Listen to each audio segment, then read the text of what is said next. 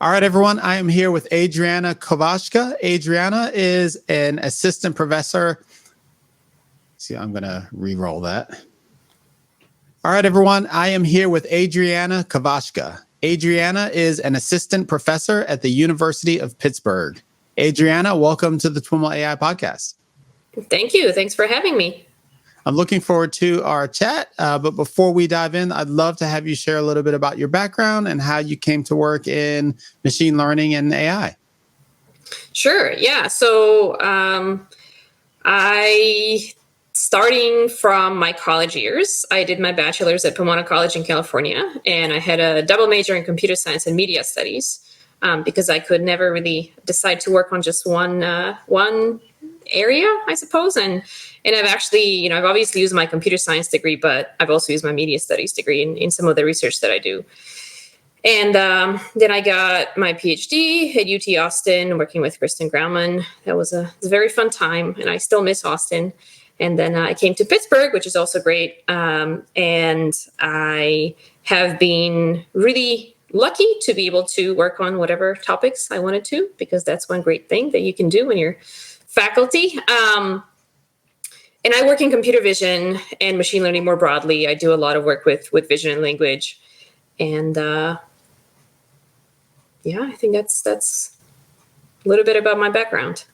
Nice. I'd love to hear more about how your work intersects with your background in media studies. Sure. Yeah. So I do some work with trying to understand the rhetoric of visual advertisements, which is, I guess, one of the most unique parts of my research. And, advertisements, some of them are fairly boring, but there's also a lot of ads that are really creative and really require fairly complete understanding of a lot of things that AI is starting to be better at. But a lot of them require common sense understanding. I think one of the most, not sure why I keep remembering this ad, but I think one of the most complex ads that I saw was some public service announcements about secondhand smoke, and it showed a little girl sitting in an armchair smoking, except you realize that one of the arms on that girl is actually a little bit larger than the other. So you kind of realize it's not that the girl is smoking, it's someone else is smoking. And so all of that, first of all, being able to compare the two arms and see that one of them is bigger is, something that we don't have as a task in computer vision. We could probably do it, but this is just one example of types of visual perception that you have to do differently than kind of tasks like object recognition, say. And then you also have to reason about what that means and what this implies. And that's, we've in recent years, there's been a lot of interest in common sense reasoning, but not necessarily when you're talking about images that have some sort of intent. And so that's something that's really interesting, but also really hard. And, advertisements are part of the media. You have certain things that they could be referring to in the broader social context. And so, but I actually got that idea to work on this from books that I had somewhere in boxes that were about, culture and ads and decoding ads and their messages, which I had from a class in media studies. Nice. When we talk about visual reasoning and related ideas focused on reasoning, from your perspective, what does reasoning mean? What's the right way to think about it? And I think a lot of people have different opinions. So it's being able to see relationship between concepts and I guess concepts and objects. It's being able to rely on broader knowledge that humans have that is not necessarily explicitly encoded in any sort of knowledge base or in any sort of data. So they're just things that humans know, and even small kids know, that are a little bit hard to explain, that are sometimes too common or too obvious. And I think these two things are not necessarily a contradiction, being hard to explain and being obvious. So it also requires being able to tell what in a particular environment is actually relevant. So it's not, being able to focus your attention on some parts of the environment that's actually relevant to your reasoning task, and not everything is relevant. So, but I found that it's really hard to define what reasoning is, and people disagree. And so working on reasoning is I think, a little bit hard because there's a lot of kind of expectations, and there have been data sets published that people have worked on that aim to capture common sense reasoning. But I think anything you formulate in machine learning, there's a chance you're going to overfit to some specific data set characteristics. And some of the recent work that we've done is kind of exposing what the methods are actually doing that's not true reasoning. And I think you can probably never find anything that everyone would agree is true, pure reasoning. So it's just we have to work with data, but reasoning maybe goes beyond data. It has to do with priors and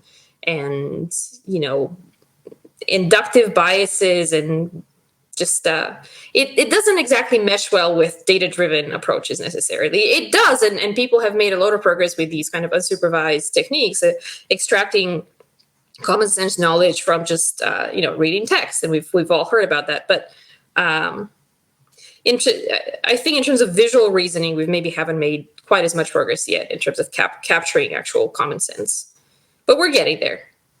What are some of the data sets that are most important in your work? So for that type of, the data set I was specifically referring to, there's one data set called Visual Common Sense Reasoning, which is published by University of Washington. And they have these frames from movies and questions that humans wrote, as well as multiple answer options. And so the question, I think the canonical example that they use is you have a woman bringing dishes to a table in a restaurant, and you have and one of the other participants in a scene is showing her basically who to serve the dish to. And the question is, that all of what I explained is our interpretation of the image. It's not explicitly encoded in the image. It's just there. You have to figure out what part of the image is relevant to the question. The question is, why is this person pointing to this other person? And of the four answer options, one of them is because he ordered this food. Mm-hmm. And so you kind of have to reason about what happened before and what happened after. And you have to rely on, maybe someone who's never been to a restaurant wouldn't necessarily be able to do that, or maybe they can.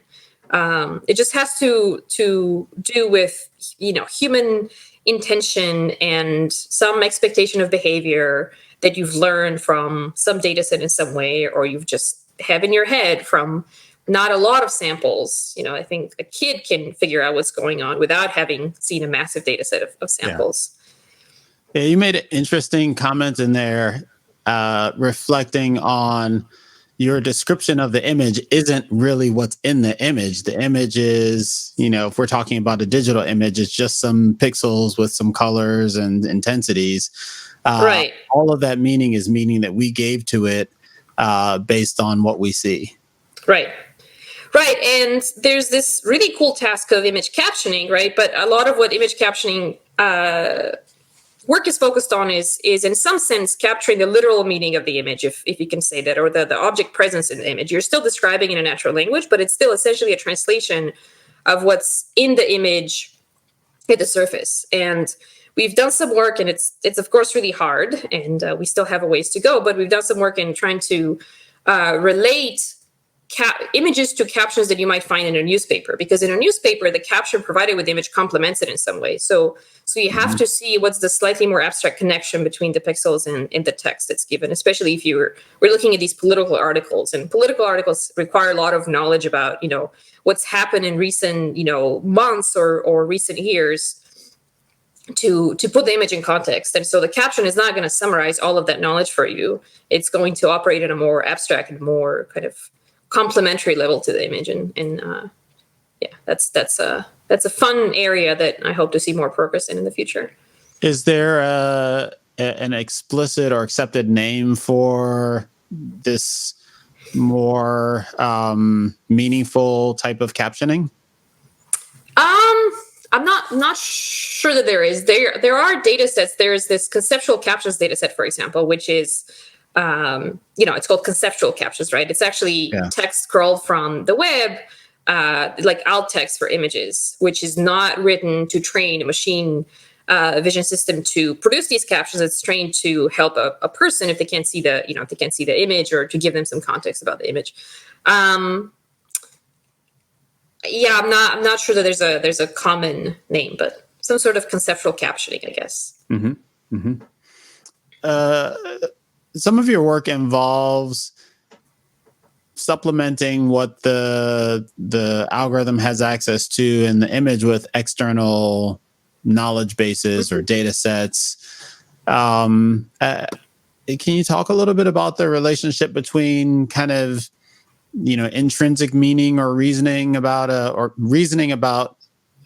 information that's intrinsic to an image versus this work that you're doing with external knowledge sources? Sure. Yeah. So I was really excited about, I think when I first became interested in using knowledge bases was a few years ago. And at the time, people were not doing a lot of common sense reasoning. And I thought it was a good way to kind of bring back sort of classic AI techniques that are now essentially part of this neuro-symbolic reasoning that people are doing to answer questions.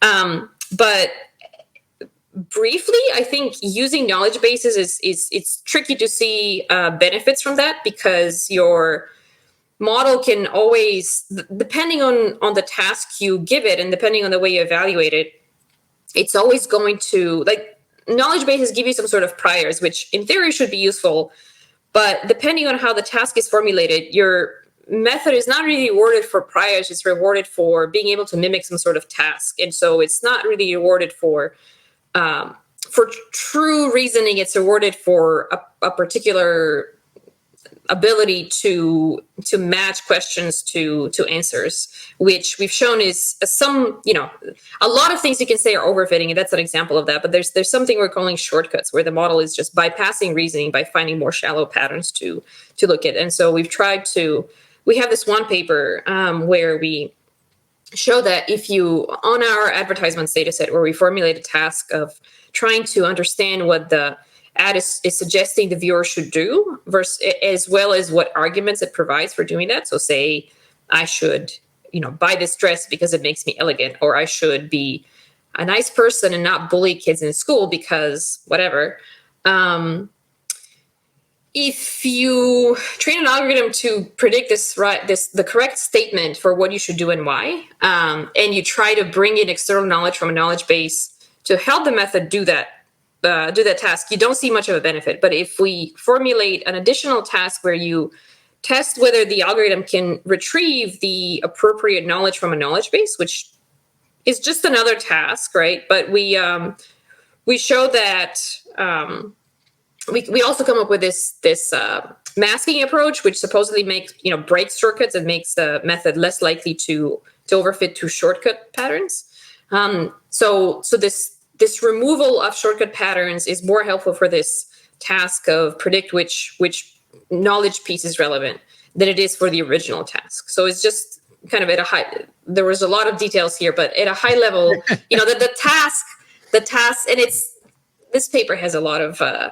A lot of things going on, and so it's hard to say what is the key idea. But to me, one takeaway is, you might be trying all these cool things that you think are really important, but if the task is not formulated in a way to reward whatever you're studying, you're not going to see any impact from your method. Mm-hmm. So you did pack a lot into that. Sorry response. About that. But we can back up and maybe start with shortcuts, because you've written several papers that dig into this idea of shortcuts that are essentially faults in visual question answering data sets, and you've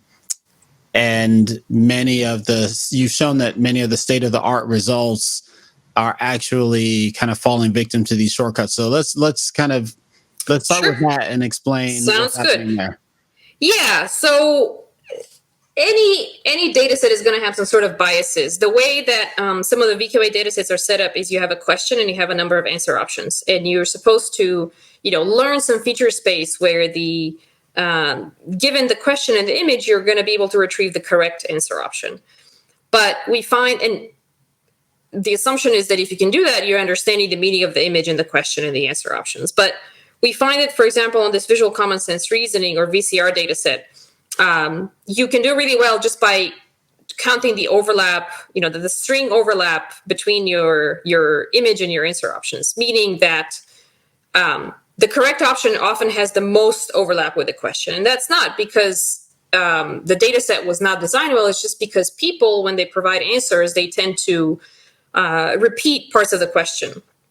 And you might do this, I imagine if you're a teacher in a school, you might do that just to make it, things fully clear, and to, using the question as part of your answer is not a bad thing, except that it encourages the models to learn that kind of pattern as opposed to like a more abstract or more general interpretation of the question.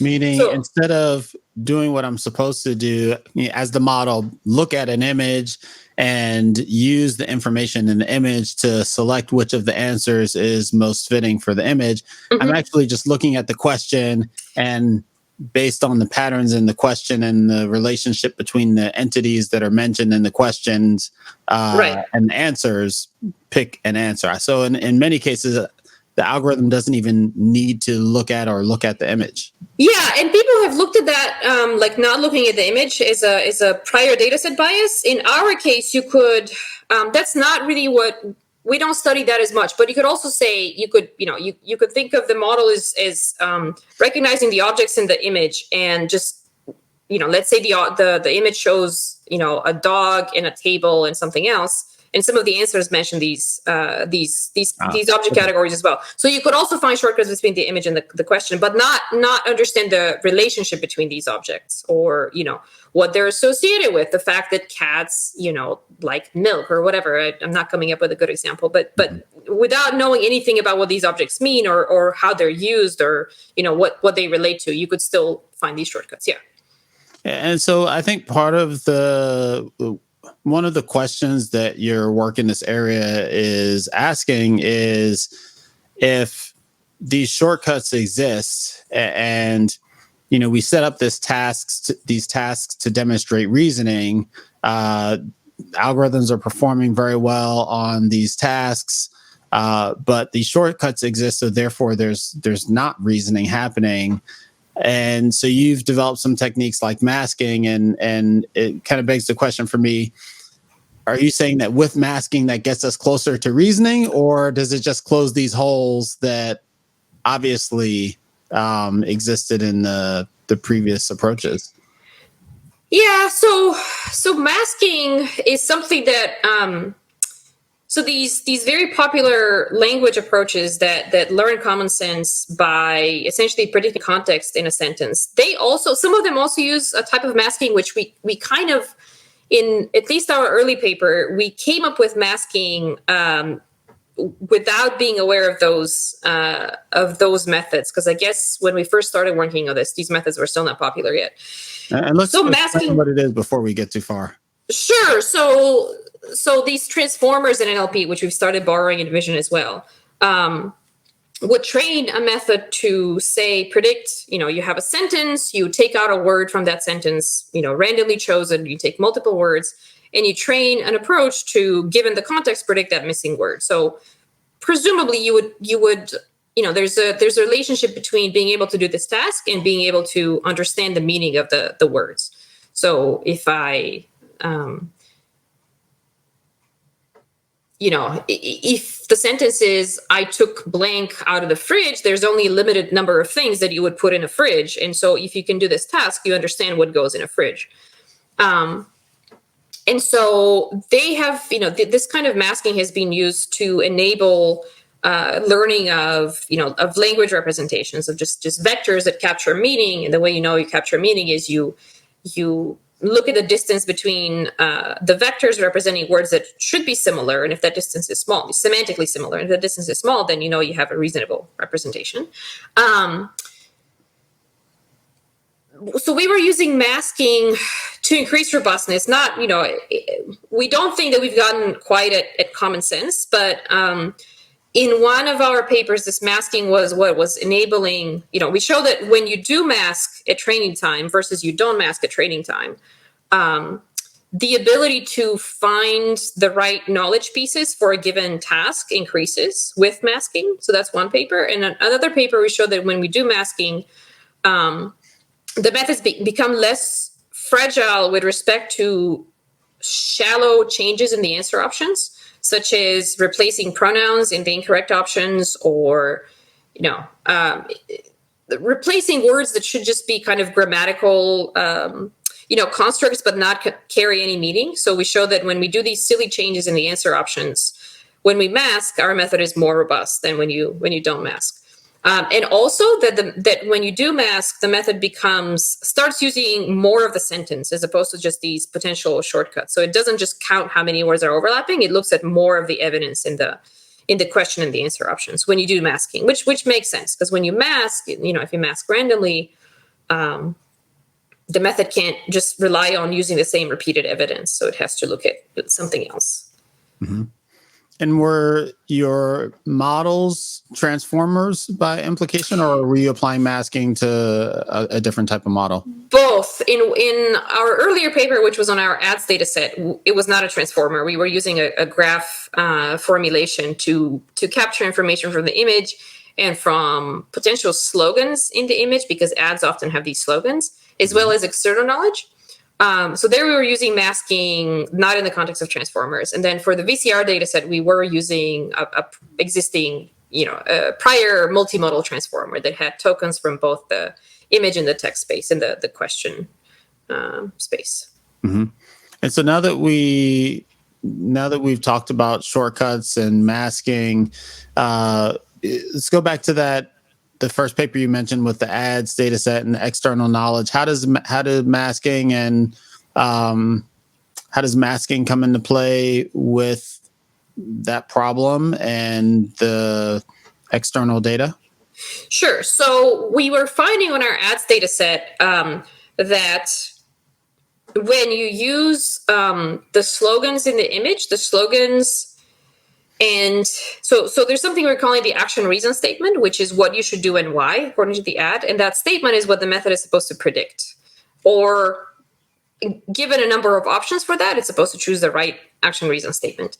But often for popular brands, the method can cheat by using words that appear in the slogan. So the slogan presumably tells you some things, gives you some arguments why you should buy something. It may not be a very obvious argument. It may be may require some reasoning on part of the human, but it may also just mention some of the words that are also going to be the action reason statement. So I think the example we use is if it's a Nike ad, and you consider so the reason we consider the slogan in the image as an input is because we can do OCR and get reasonable results. So we don't need any human annotations. We can just consider that as part of the input. But if the slogan in the ad mentions Nike, depending on how the answer options are chosen, maybe only the correct answer contains the word Nike. So if you randomly sample your negatives that are incorrect, it's likely that you're not going to sample Nike, unless the way you sample is from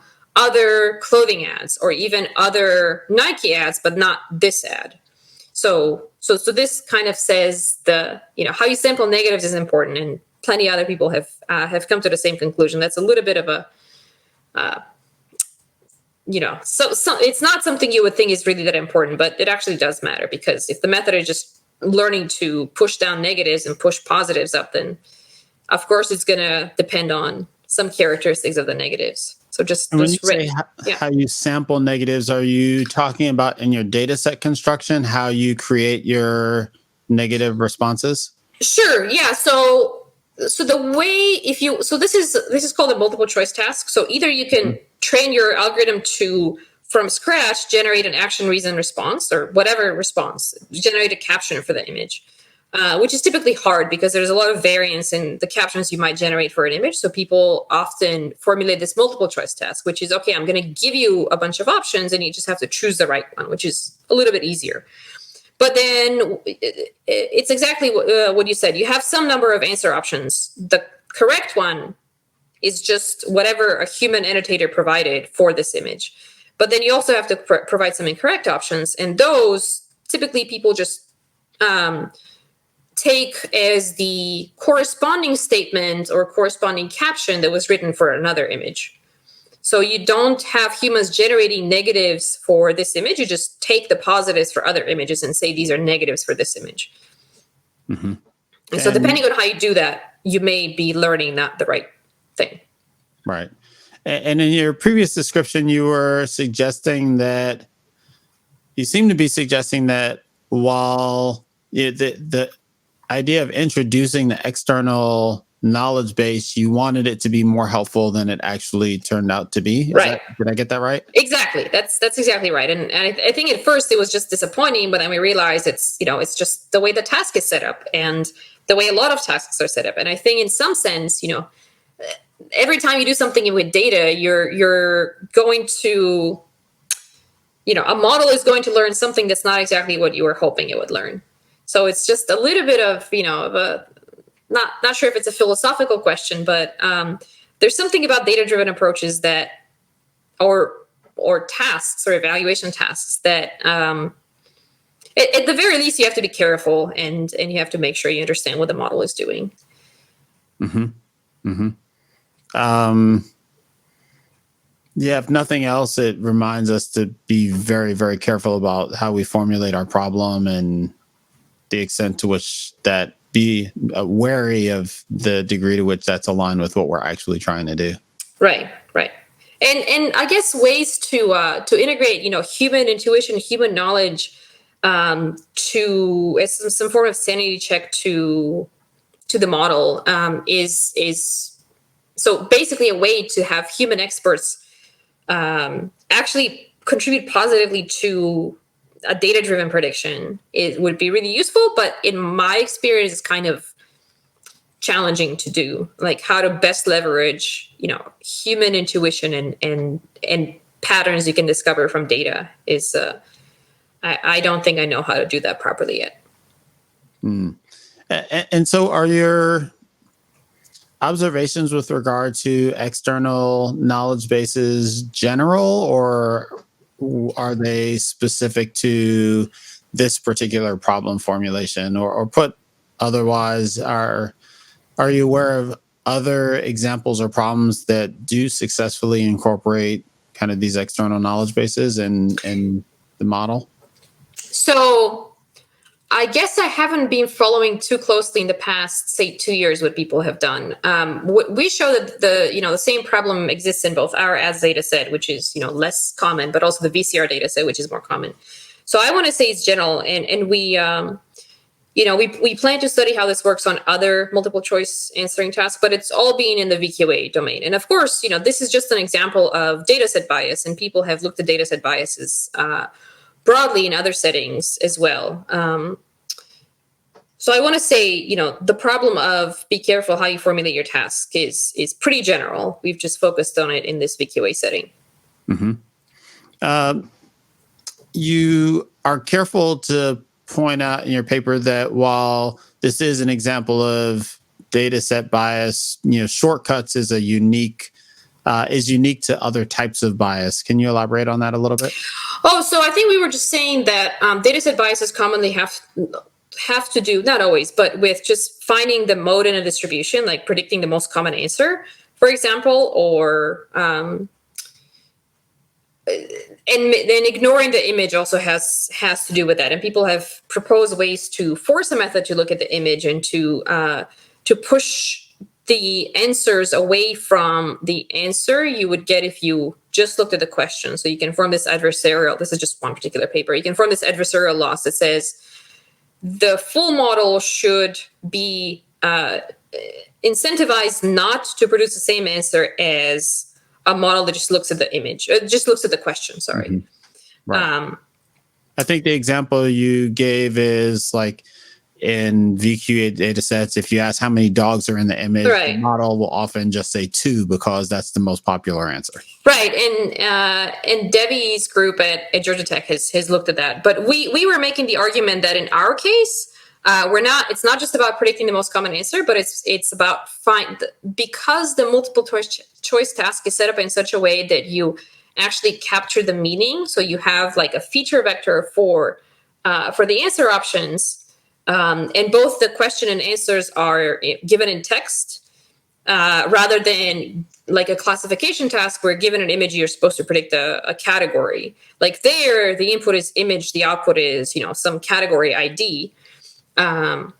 even if it was a textual representation of the categories, you will still have, different modalities as inputs and outputs. In our case, the question is an input, and then and that's in text, and the answer options are also in text. So it's kind of much easier for a model to find these shortcuts than it is for other tasks. So that's what we think is unique in this VQA setting.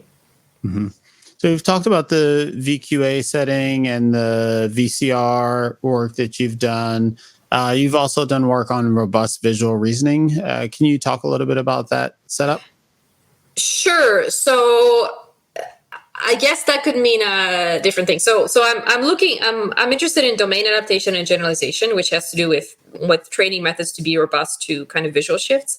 And the common setting that I've also worked in is, say you want to recognize dogs and cats and elephants. The massive data sets that we have are typically image data sets. But if I got this idea from my son looking at his, toddler books and having absolutely no trouble recognizing elephants and other animals in these very abstract, paintings.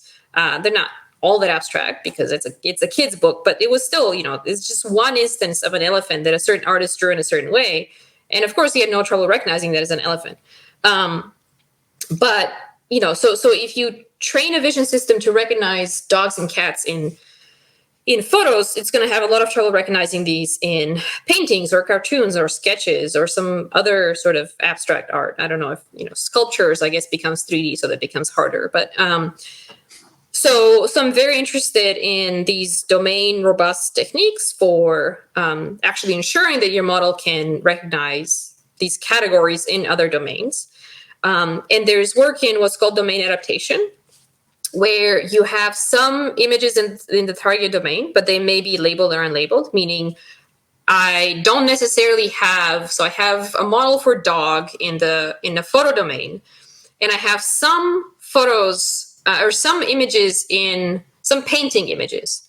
And so what I can do, even if I don't have labels for dog, is I can at least try to make sure that the feature distributions, the way I extract features in photos and paintings is similar, which would allow me to use the classifier that I trained on photos in the painting domain. And then there's also something called domain generalization, which is just a different task. And it means that I see no samples from the target domain. I see no paintings. I've never seen a painting. I don't know what it is. But if you give me a painting, I'll still be able to recognize dogs and cats in it. And so that's a little bit of a harder task because there's nothing about the target domain that you can use. You just better make sure that whatever you learn is general enough. And in that setting, people typically train on multiple source domains. So let's say I'm going to train on photos and sketches, and I'm going to hope to do well on paintings or cartoons. And it makes sense because just by forcing your method to learn on different domains that have different feature characteristics, it's going to learn something that's going to be in between, a photo specific in a whatever I said, sketch specific type of feature space. And so it's going to have some hope of doing well on paintings. But then there's other kind of more, that's actually usually a common baseline, where you just train on multiple domains, but then you try to find ways to bridge features of these domains, by saying the mean of the features that I extract from photos should be similar to the mean of the features that I extract from sketches, and so on and so forth. And so we've done some work on that. What I've done that's we're actually very much still working on that. What I've noticed though is that these methods typically still use appearance-based or texture-based features, say features from a ResNet. And there's been some recent work that shows that CNNs have this texture bias. So that what they learn is primarily texture. They learn a little bit of shape, but they primarily learn texture. And so my idea was to try to, capture shape in a more explicit way, based on the hypothesis that if you capture shape more explicitly, then your methods will be more robust than if they just rely on texture. And then we've done some domain adaptation work, so domain robustness work in the VQA setting as well, which is a very new paper. And we've just done some initial steps. But people have looked at domain adaptation for object recognition. Why not do this for VQA? The motivation partly being, what does it even mean in the context of VQA? Sure. Well, being able to train a model on one VQA data set and being able to apply it with not a lot of fine tuning on a different data set. Say, if I train a model on the VCR data set, how well would it do on my VQA or on my ads data set, for example? And this would be useful if I don't have a lot of samples in my VQA, in my ads VQA data set. But of course, it turns out that a lot of the knowledge that you learn in one data set is going to be data set specific. I think what I was originally thinking about, and I may have misinterpreted this or read too much into one of the diagrams in one of your papers, but there seemed to be a thread in which you're asking the models to do these tasks like question answering, but then you're also asking them to explicitly explain their reasoning. Right.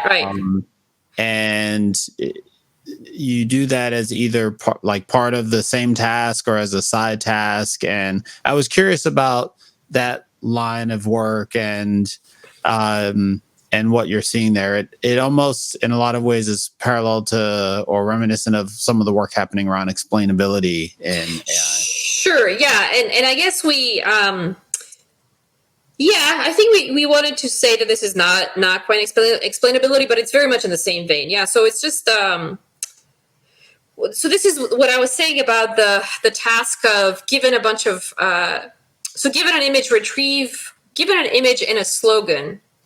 For example, if the image is about this Nike ads, and you try to retrieve information from a knowledge base based on the slogan. So the slogan says Nike, and so you're going to go query a knowledge base, and you're going to retrieve a bunch of knowledge pieces about Nike. But some of them are going to be about, in our example, Nike the goddess, Nike the asteroid. Some of them will be about Nike the sportswear company, but a lot of them will not be about that. And so there's going to be a lot of irrelevant knowledge.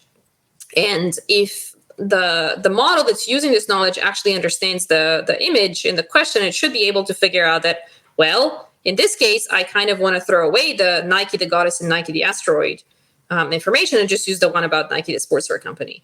And so we formulate the ability to select the relevant knowledge pieces as what we call a side task, which is essentially forcing the method to explain what it's doing. But I can definitely see that being a form of explainability. In our case, it's more about an extra task that's testing the means through which the method is doing the main task being choose the right statement for this image, as opposed to... So it's just a fine difference. It's very much in the spirit of explainability. Awesome.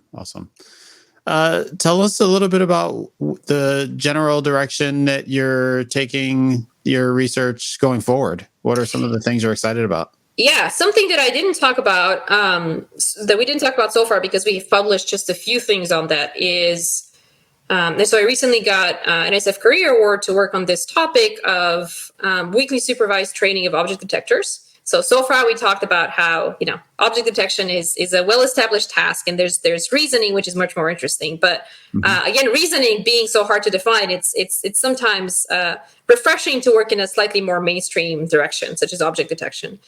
So what's interesting there is, when people first started working on object detection, the way you would do it is you would have humans label images nicely with a box around a chair and giving the label of chair for that, and doing this for lots of categories, lots of images. More recently, there's been this work on weekly supervised object detection, which is at least removes the need to provide boxes for humans to provide boxes on these images, and just labels the images at labels the objects at the image level. So you just give it an image of a bunch of things, that there's a chair in it. So your algorithm needs to go figure out which pixels actually are the chair. But what we're seeing, and so we have this ICCV 19 paper about training object detection models from just captions. The captions we used are from this COCO data sets, and so they're fairly descriptive, meaning the caption might say, there's a chair and a table in this image. Now, there might be other stuff in the image. And so if there's other stuff in the image and that stuff is not explicitly mentioned in the caption, you kind of miss out on an opportunity of getting data for this category that's not mentioned. But there's also going to be, there's generally just a mismatch between captions and images. Not everything in the image is mentioned in the caption. But in general, the way humans learn is from people speaking about what's around. If you have a parent interacting with a child and mentioning the word bottle or mentioning the word tree, the parent might at some point in the general direction of a tree, but they may not do that with a bottle, say, and the child would still eventually pick up on the patterns and learn to associate bottle with these X pixels that they're seeing. And so learning from kind of what I'm calling natural narratives about, that people just naturally utter in a particular environment is very exciting to me. And what's I think hard there is when people speak, they have certain intent. So I may be, right now I'm speaking with you and I'm mentioning all this stuff that's not anywhere near me, right? So if you just take a recorded video of someone speaking, they're not going to be naming all the objects around them. They may be talking about all this other stuff that's not shown. So there's a lot of noise, and I'm very excited about using. So in NLP, people have this discourse analysis, which is basically about why do people say something? What's the relation between two things they said? And I'm interested in extending this in kind of the multimodal setting to basically understand, in a given recording that has video and audio, why did people say this stuff? And based on that, should I use what's being said as supervision for my detection model? Because maybe the person was actually talking about what happened to them yesterday. And so they're not mentioning the objects near them. They're just mentioning, something that happened that's not actually visual. And they might also be talking about abstract things versus concrete things. So in any case, there's a lot of ambiguity, a lot of noise that I'm very excited to deal with to enable this more natural training and more inexpensive training of detection models just from speech. Awesome. Any thoughts on the applicability, like industrial or commercial applicability or real world applicability of the reasoning work that you're doing? Like how close are we to making that something that or are you aware of instances where these are built into systems that are providing some kind of impact in the real world? That's a great question. I'm not sure that I have a good answer. I guess I'm not really nothing. If you have, let's say, if you have robots interacting with people, these robots better be able to understand people's intents. I guess one example I had come up with before was if you have a personal assistant robot helping a person who's mobility impaired or is aging, so they better not fall. If you see that the person is, say, reaching in the closet for a ladder, you can maybe figure out that this person is about to climb on the ladder, and so they might fall.